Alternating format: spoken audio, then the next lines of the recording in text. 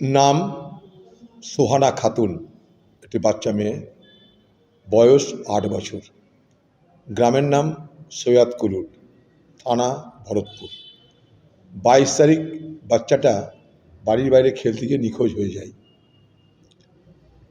নিখোঁজ হওয়ার পর বাবা মা, পরিবার, এলাকার লোক খোঁজাখুঁজি করে, না পেয়ে তারা থানাতেও খবরটা দেয়, মিসিং ডায়েরি করে থানাতেও। আমার কাছে খবর, তারপর আজকে 25 তারিখ, 26 তারিখ, আজকে তার ক্ষতবিক্ষত দেহ উদ্ধার হচ্ছে মাঠে। সে ধর্ষিতা কিনা জানা যায়নি, পোস্টমর্টমে নিশ্চয়ই জানা যাবে। এখন কোনো অভিযোগ যদি আমরা করি, সঙ্গে সঙ্গে পুলিশ আমাদের অভিযোগটা খণ্ডন করার জন্যে একটা নিজেরা ফেসবুক বার করে বক্তৃতা দিতে লেগে যায়। তাদেরকে জিজ্ঞেস করবো যে আমি যেটা বললাম সেটা ঠিক না বেঠিক, এরকম ঘটনা কি ঘটেছিল? 3-4 দিন ধরে কি একটা বাচ্চাকে নিখোঁজ যে হয়েছে তার খবর কি পুলিশের ছিল? আমরা কারোর বিরুদ্ধে কোনো অকারণে অভিযোগ আনছি না, এটা অভিযোগ নয়। যখন কোনো থানার পুলিশ অত্যাচার করে, তখন সে থানাতেই করুক আর থানার বাইরেই করুক, সেটাকে অত্যাচার। সেইটাকে দেখুন, স্থান ঠিক না বেঠিক না, আমরা কোনো ভুল কথা বলে মানুষকে বিভ্রান্ত করি না। পুলিশের বন্ধুরা জেনে রাখুন, আমাদের কথার জবাব দিন যে এটা সত্য না মিথ্যা, কি হয়েছিল জানান, আপনাদের পুলিশের ফেসবুকেই জানান।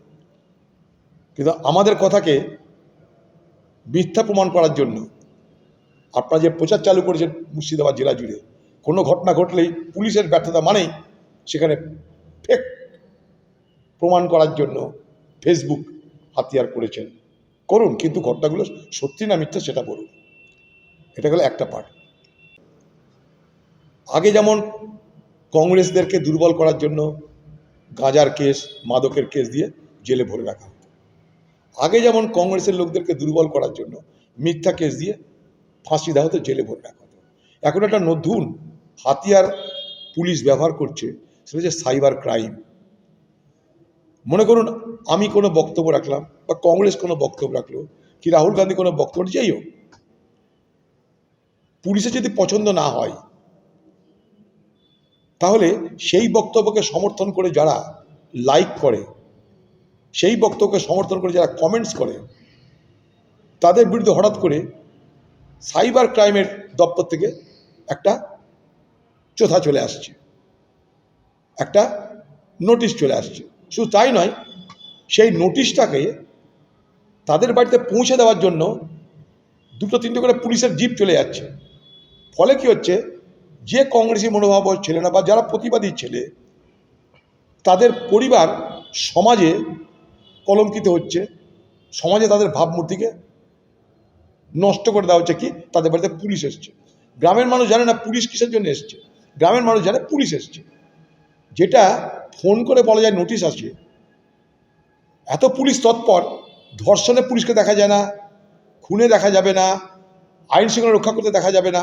কিন্তু কংগ্রেসের লোকদের যারা পুলিশের বিরুদ্ধে কোনো, বা সরকারের বিরুদ্ধে কোনো বক্তব্য রাখতে গিয়ে যদি কমেন্টস করে বা লাইক করে, সেটা যদি সরকারি দলের পছন্দ না হয় বা পুলিশের পছন্দ না হয়, তাহলে সাইবার ক্রাইম নামে আরেকটা প্রশাসনের একটা অংশকে দিয়ে সেখানটাই তাদেরকে টাইট দেওয়ার জন্য, তাদের কেস এবং সেই কেসের নোটিশ সার্ভ করার জন্য তাদেরকে গ্রেপ্তার নয়, তাদের বাড়িতে বাড়িতে পুলিশ বাহিনী চলে যাচ্ছে। এটা কেন? আমরা তার প্রতিবাদ করছি। এটা করবেন না, আমরা তাই প্রতিবাদ করছি। রাজনীতি করার অধিকার সকলের আছে, ফেসবুক সকলের কমেন্টস করার অধিকার আছে, টুইট সকলের অধিকার বলার অধিকার আছে। পশ্চিমবঙ্গের পুলিশের আছে, মুর্শিদাবাদের পুলিশেরও আছে। কিন্তু পুলিশের টার্গেটটা হচ্ছে যে অভিযোগটাকে খণ্ডন করে গল্প শেষ করে দাও। কিন্তু অভিযোগের মধ্যে কি কোনো সত্যতা কখনো থাকছে না, সেইটাকে আপনারা কোনো নিরাময় করার চেষ্টা করছেন না। অভিযোগটাকে প্রমাণ বা সত্য কি মিথ্যা সেটার জন্য তদন্ত করছেন না। প্রথমেই পুলিশের বিরুদ্ধে কোনো বক্তব্য হলেই, পুলিশের কোনো অপদার্থতা, অকর্মণ্যতার কোনো অভিযোগ যদি মানুষ করে, সঙ্গে সঙ্গে প্রশাসন তৎপর হয়ে গিয়ে সেটাকে খণ্ডন করতে ময়দানে নেমে যাচ্ছে, কারণ তাদের হাতে ফেসবুক আছে। সেইগুলোকে লাইক করো, ভাইরাল করার জন্য সিভিক পুলিশদের ব্যবহার করছে তারা।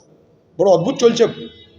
আর যারা প্রতিবাদী লোক, যারা প্রতিবাদ করতে চাইছে, সত্য কথা বলতে চাইছে, তাদের বিরুদ্ধে সাইবার ক্রাইম লাগিয়ে দেওয়া হচ্ছে। পুলিশ বলবে আমরা তো কিছু জানি না, সাইবার ক্রাইমের ব্যাপার ওটা তো অন্য ব্যাপার। অন্য ব্যাপার কিছু না, সবটাই কিন্তু তৃণমূলের এখানে একটা চক্রান্ত চলছে কংগ্রেস দলটাকে দুর্বল করার জন্য, কংগ্রেস দলের হয়ে যেন কথা বলতে কেউ না পারে তার ব্যবস্থা করার জন্য আমরা কিন্তু প্রতিবাদ করছি। তোমাদের ঐতিহাসিক জায়গাটা আছে, গঙ্গার ধার আছে, দেখবে টেবে চলে যাবে। কলকাতায় এখন পলিউশন চলছে না, খালি তো বাতাসে নানা রকমের প্রদূষণ চলছে। তো রাজ্যপালের মনে হয়েছে আবার ঘুরে টুরে যায়, টুরে এসছে রাজ্যপাল।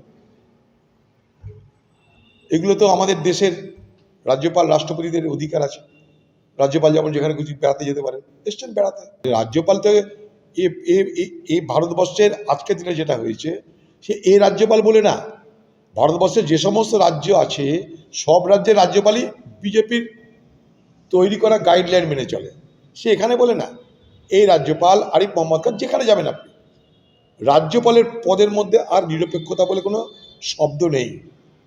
এখানে যদি রাজ্যপাল বিজেপি পার্টির হয়ে বিজেপি পার্টির কথা না বলে, তো রাজ্যপালকে কালকে ছুটি করে দেবে বিজেপি।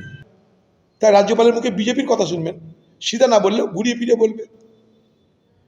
রাজ্য আর রাজ্যপালের মধ্যে দেখবেন এই বিবাদ চলছে। আর বর্ডারে যাওয়া মানে এখন বাংলাদেশি অনুপ্রবেশ, তার থেকে এসআর, এসব বিকেলের মধ্যে তার লাইন আসবে, দেখতে পাবেন। বিকেলের মধ্যে তার কমেন্ট শুনে বুঝতে পারবেন কে বলছে। উনি বলছেন না ওনাকে কেউ বলাচ্ছে। মন্দিরে তো সাধারণত বিভাজনটা ভুলে যাওয়ারই তো কথা, কারণ রাম তো কোনো নেতার না, মন্ত্রীর না, কোনো পার্টির না। वही राम जो दशरथ का बेटा, वही राम जो घर घर में लेटा, वही राम जो जगत पसेरा, वही राम जो सबसे नियारा। এটাই তো রামের পরিচয়। রাম রাজ্য কাকে বলে? যেখানটায় কোনো মানুষের মধ্যে বিভাজন নেই, সবাই সুখে থাকবে, সবাই সাথে থাকবে। ভারতবর্ষের প্রধানমন্ত্রী নরেন্দ্র মোদীকে জিজ্ঞেস করব, আপনি রামের ধ্বজ উড়েছেন ভালো কথা, কিন্তু ভারতবর্ষকে বিভাজিত করবার জন্য প্রতিনিয়ত আপনি এবং আপনার দল কি চেষ্টা করছে না? আপনার রাম রাজ্যে কি সকল মানুষের শান্তি সুখ আছে?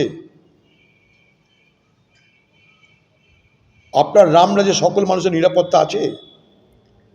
আপনার রাম রাজ্যে হিন্দু মুসলমানের বিভাজন করে কি ভোট চাওয়া হয় না?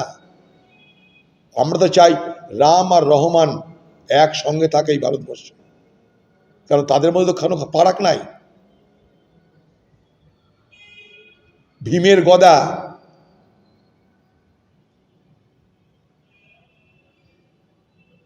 কখনো রহমানের বিরুদ্ধে ব্যবহার হয়নি কোথাও। রামের তীর রাবণের বিরুদ্ধে ব্যবহার হতে পারে, সে অন্যায়কারী, তাই ব্যবহার হয়েছিল।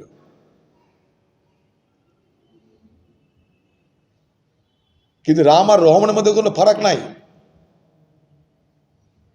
এই ভারতবর্ষে রাম আছে, রহমান আছে, রাম আছে, রহিমও আছে। রাম আর রহিম এই ভারতবর্ষের আত্মাতে বেঁচে আছে। কিন্তু আমরা সেই রাম আর রহিমকে ব্যবহার করে রাজনীতি করে ভোট চাইছি, আর কিচ্ছু না। তাই একটা কনক্রিটের মন্দির বানানো বড় কথা নয়, ধ্বজ উড়ানো বড় কথা নয়। মানুষের অন্তরে শান্তি প্রতিষ্ঠা করুন, সাম্প্রদায়িক সম্প্রীতি প্রতিষ্ঠা করুন, তাহলে আমি মনে করি প্রকৃত রামের প্রতি সম্মান জানানো হবে।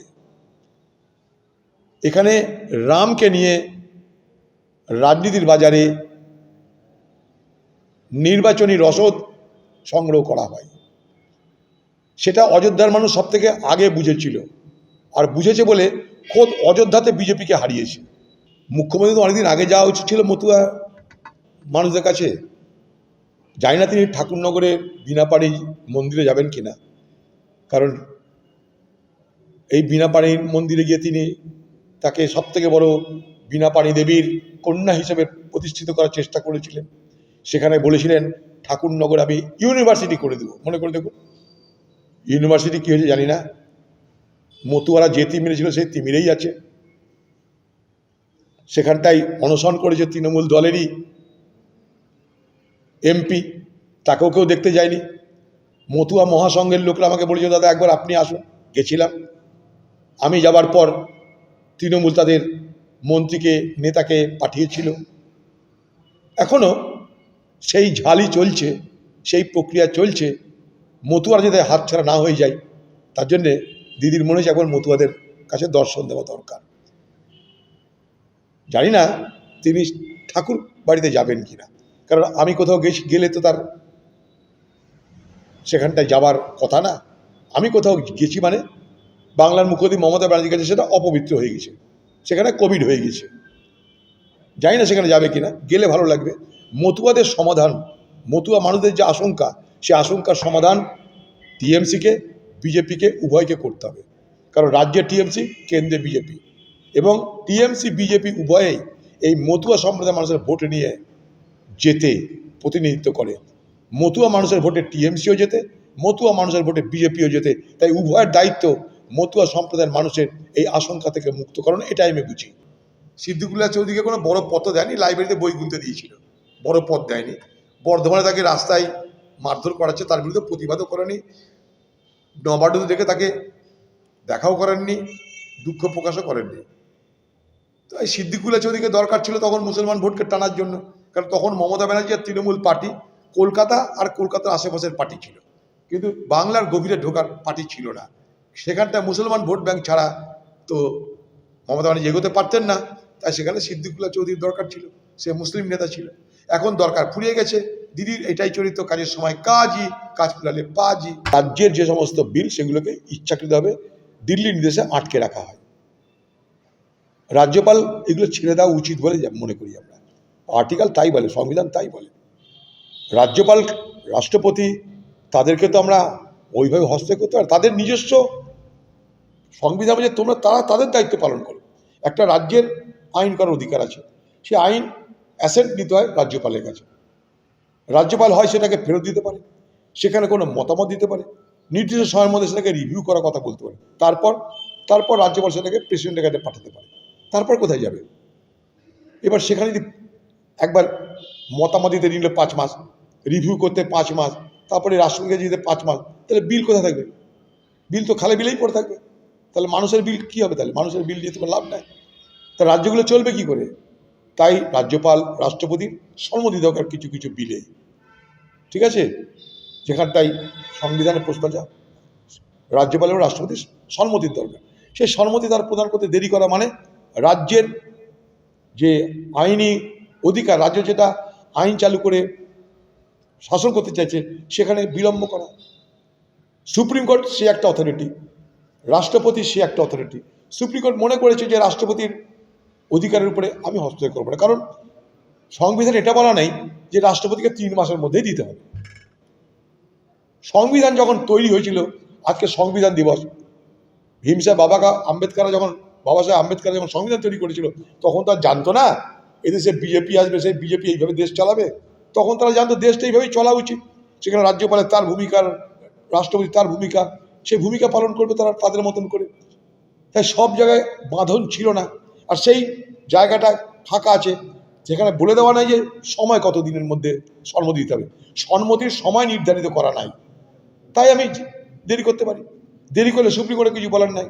তো সুপ্রিম কোর্ট, রাষ্ট্রপতি, পার্লামেন্ট, প্রশাসন আলাদা আলাদা স্তম্ভ সব। সেখানটাই সুপ্রিম কোর্ট মনে করেছে যে আমি যদি এটা করতে চাই, তাহলে রাষ্ট্রপতি যে দেশের তিনি সর্বোচ্চ পদ যিনি, তার অধিকারে হস্তক্ষেপ হবে। সুপ্রিম কোর্ট তার লাইনে চলছে, কারণ সংবিধানে 3 মাস বলে কোনো কথার উল্লেখ নাই।